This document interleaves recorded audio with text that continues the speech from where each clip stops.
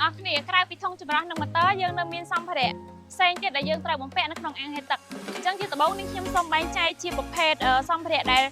បើទឹកចូលទៅក្នុងប្រព័ន្ធធុងចម្រោះនិងប្រភេទសម្ភារៈដែលបាញ់ទឹកចេញពីក្នុងប្រព័ន្ធធុងចម្រោះមកវិញសម្រាប់សម្ភារៈដែលដំបូងនេះខ្ញុំលើកមកនិយាយនេះគឺជាប្រភេទ suction គឺយើងប្រើប្រាស់សម្រាប់ការបើទឹកនៅក្នុងអាងចូលទៅក្នុងប្រព័ន្ធធុងចម្រោះសម្រាប់ suction នេះគឺយើងប្រើប្រាស់សម្រាប់អាង spa ក៏ដូចជាអាងដែលមានអាងកូនខ្វៃគឺយើងអាចប្រើប្រភេទនេះបានសម្រាប់ការបើទឹកសម្រាប់សម្ភារៈបន្ទាប់គឺ vacuum បើកសម្អាតសម្រាប់សម្ភារៈនេះផងដែរប្រើប្រាស់សម្រាប់ការបើកសម្អាតនៅក្នុងអាងហែលទឹកគឺយើងបំពាក់វានៅជញ្ជាំងរបស់អាងហែលទឹកនៅក្នុងការប្រើប្រាស់យកសម្អាតទៅភ្ជាប់ចូលទៅក្នុង vacuum នេះគឺយើងអាចបើកសម្អាតបានហើយយើងក៏មានគម្របផងដែរសម្រាប់សម្ភារៈបន្ទាប់គឺយើងហៅថាបើកបាតអាងសម្ភារៈបើកបាតអាងសម្ភារៈនេះផងដែរគឺវាស្រដៀងគ្នាមួយនឹង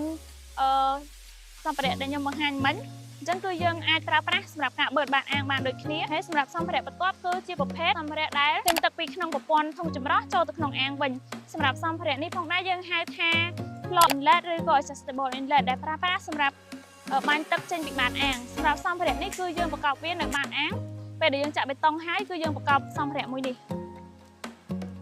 សម្រាប់សម្ភារៈបន្ទាប់គឺជាប្រភេទសម្ភារៈដែលបាញ់ទឹកចេញពីក្នុងប្រព័ន្ធធុងចម្រោះចូលអាងដូចគ្នានេះយើងប្រើប្រាស់សម្រាប់បងដែលគាត់ចង់បានអាងហែលទឹកដែលបាញ់ទឹកចេញឡើងស្អាតគឺយើងអាចប្រើប្រភេទនេះបានយើងអាចបំពាក់បានទាំងបាតនិងជញ្ជាំងសម្រាប់សម្ភារៈបន្ទាប់គឺ eyeball ឬក៏ក្បាលបាញ់ជញ្ជាំងសម្រាប់សម្ភារៈនេះផងដែរប្រើប្រាស់សម្រាប់ការភ្ជាប់នៅជញ្ជាំងអាងហែលទឹកដើម្បីឲ្យទឹកចេញពីប្រព័ន្ធធុងចម្រោះចូលទៅក្នុងអាងហើយយើងមាននៅក្នុងស្តុកប្រភេទតាយ៉ូ60និងតាយ៉ូ49អាស្រ័យទៅលើតម្រូវការរបស់បងប្អូនក្រៅពីសម្ភារៈទឹកចេញទឹកចូលហើយគឺយើងនៅសម្ភារៈមួយប្រភេទទៀតគឺអំពូលអាងហែលទឹកសម្រាប់អំពូលអាងហែលទឹកនេះវាជួយលើកសោភ័ណភាពអាងហែលទឹករបស់បងប្អូនឲ្យកាន់តែមានភាពស្រស់ស្អាត